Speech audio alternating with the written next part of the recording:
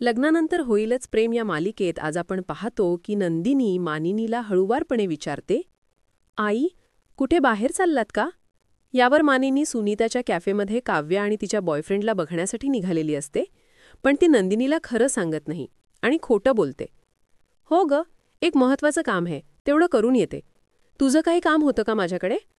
नंदिनी लगेच म्हणते, नाही नाही, काम असं काही नाही. तुमची आवडती पालेभाजी करत होते, मग भाकराही. अ, अचानक नंदिनी थांबते आणि मानिनीकडे पाहून म्हणते, आई, काय झालं? तुम्ही अशा का दिसता इतक्या तणावात? काही प्रॉब्लेम आहे का? तेव्हा मानिनी खरे सांगते आणि मन मोकळं करून म्हणते, तुझ्या बहिणीने जे अब्रूचे धिंडवडे काढलेत ना, ते बघायलाच चाललीये मी.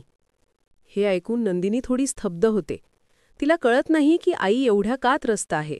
नेमकं काय झालंय हे न कळल्यामुळे ती विचारात पडते. आता या सगळ्या गुंत्यात नंदिनी युग आणि काव्याचा प्रॉब्लेम कसा सोडवणार आणि घरात शांतता कशी आणणार, हे पाहणं पुढच्या एपिसोडमध्ये रोचक ठरेल.